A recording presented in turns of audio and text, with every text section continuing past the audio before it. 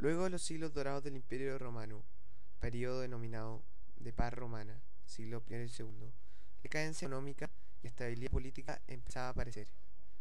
De hecho, entre los años 238 al 285 pasaron 19 emperadores, los cuales, incapaces de tomar las riendas del gobierno y actuar de forma concorde al Senado, terminaron por situar a Roma en una verdadera crisis institucional. Los emperadores, obligados a invertir en milicia para enfrentar a los pueblos bárbaros, vieron a la economía romana fundirse en una fuerte depresión. En esta época empezaron a escasear los metales preciosos. Por ello, la ley de rebaja de las monedas de oro y plata se tradujo en inflación, cosa que agravó aún más la situación que vivía Roma. Cundió la miseria y el desempleo, y se multiplicó el descontento proletario.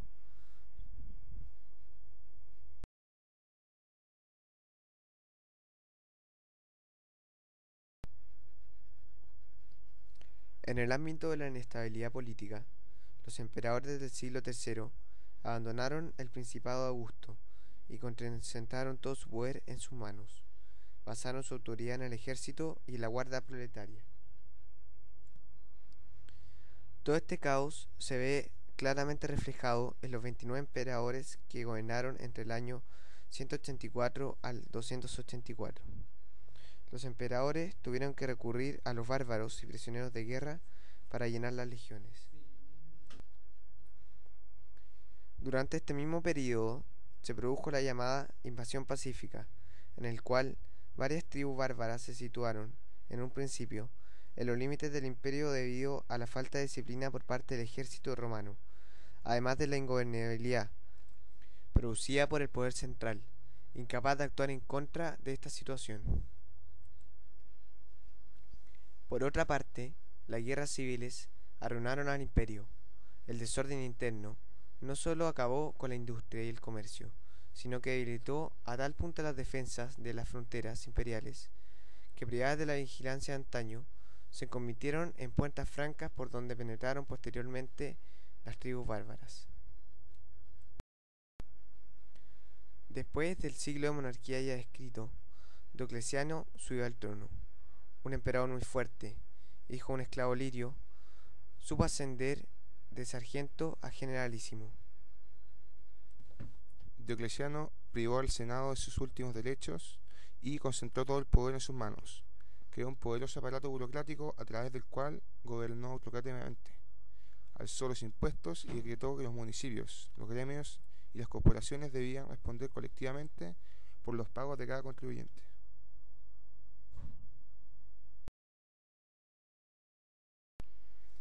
El sucesor de Diocleciano, Constantino, continuó con la política del primero y aplicó rigurosas leyes para controlar la economía. Italia se hacía cada vez más poderosa económicamente, producto de que Bizancio yacía como base de muchas rutas de comercio orientales y asiáticas. Por ello Constantino traslada la capital a esta poderosa ciudad y le asigna su propio nombre, Constantinopla. Las reformas de Diocleciano y Constantino pudieron detener la decadencia del imperio por un tiempo. A pesar de todo esto, las luchas internas se reanudaron. Los centros urbanos se despoblaron, se volvió a una economía primitiva, agraria y de trueque. Los bárbaros se asentaban cada vez más en las provincias fronterizas, cuando, tras la muerte de Teodosio I, quien hizo oficial el catolicismo con el fin de contar con mayor apoyo cristiano, se produce, en el siglo V, la invasión bárbara. Al norte del imperio vivían diferentes pueblos a los que los romanos conocían con el nombre de germánicos. Se trataba de diferentes comunidades, entre los vándalos, suevos, burgundios, alamanes, francos, que a menudo rivalizaban entre sí. Ellos vivían de la agricultura, la ganadería y la metalurgia.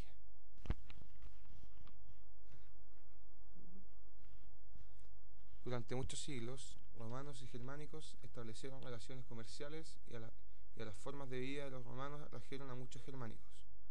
A lo largo del siglo IV, grupos enteros se acomodaron en el imperio con el permiso de autoridades romanas.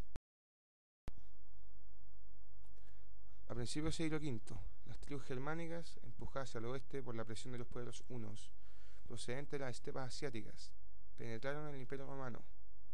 Las fronteras se dieron por falta de soldados que las defendiesen y el ejército no pudo impedir que Roma fuese saqueada por visigodos y vándalos. Cada uno de estos pueblos se instaló en una región del imperio, donde fundaron reinos independientes. Uno de los más importantes fue el que derivaría a la postre en el Sacro Imperio Romano Germánico.